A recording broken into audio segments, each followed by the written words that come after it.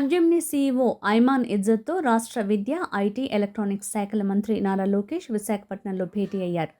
రాష్ట్రంలో పెట్టుబడులపై కీలక చర్చ జరిగింది. ఈ సందర్భంగా లోకేష్ మాట్లాడుతూ దార్శనిక ముఖ్యమంత్రి చంద్రబాబు నాయుడు గారి సారథ్యంలో విశాఖపట్నం ఐటీ డేటా సెంటర్ హబ్గా శరవేగంగా అభివృద్ధి చెందుతోంది. దేశంలోనే అతిపెద్దదైన గూగుల్ డేటా సెంటర్ పనులు త్వరలోనే ప్రారంభం కాబోతున్నాయి.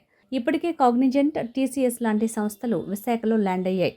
మరో 3 నెలల్లో భోగాపురం అంతర్జాతీయ విమానాశ్రయం ప్రారంభం కాబోతోంది.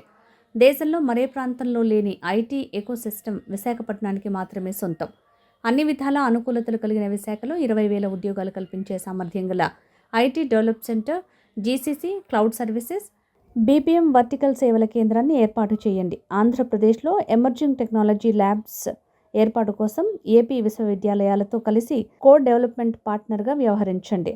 క్యాబ్జెమినీ డెడికేటెడ్ క్వాంటమ్ వర్టికల్ని స్థాపించడమే కాక ఆప్టిమైజేషన్, ఫైనాన్షియల్ సర్వీసెస్, సస్టైనబిలిటీ వంటి రంగాల్లో ఎంటర్ప్రైజ్ కస్టమర్ సేవల అభివృద్ధికి ప్రపంచ స్థాయి సాంకేతిక భాగస్వాములతో కలిసి పనిచేయండి.